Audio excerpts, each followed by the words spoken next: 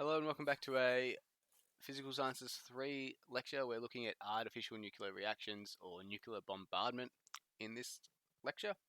So alpha, beta, and gamma decay are naturally occurring processes. However, there are many other processes which are artificially produced. These involve bombarding nuclei with small particles, protons, neutrons, or alpha particles, for example, which result in a new nuclear type.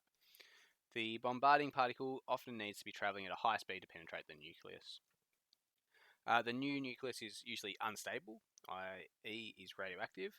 There are many uses for these artificially produced radionuclides. They are widely used in medicine for diagnostics and treatment, and as traces in a wide range of industrial and scientific applications. So the most common sources of the bombarding particles are nuclear reactors, which are a rich source of high-speed neutrons. Lucas Heights near Sydney is home to Australia's only nuclear reactor and produces many of our radionuclides. Particle accelerators, which can accelerate protons to high speeds using electric fields. There are many of these around the country, in hospitals and universities, as well as at Lucas Heights.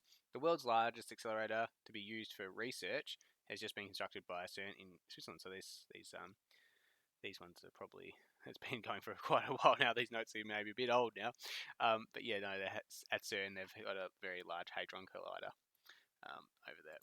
All right, so let's have a look at some examples. Examples: a process to produce neutrons, as used by the radioactive Boy Scout, is to bombard beryllium with alpha particles. So let's just balance these ones out. So we just need to, so we've got 13 across the top. So we've got 9 plus 4 is 13. We've got 1 plus, it must be 12 up here. And we've got 4 plus 2 is 6, and 0, so 6. And hopefully you can remember that's carbon. So so if we add these two together, we produce a neutron plus carbon. Let's have a look at this one. So we have 11 plus 5 is down the bottom.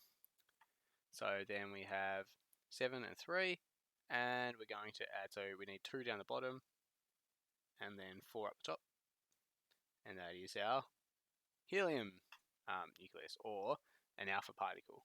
Okay. Bombardment of lithium nucleus by a proton. So 7 and 3. So we've got 8 across the top. So we've got another 4 across the top there, plus 4 down the bottom, and so it's another 2. So we've got two helium nucleuses there, or nuclei, I should say. Okay. All right, we might leave nuclear fission for the next lecture.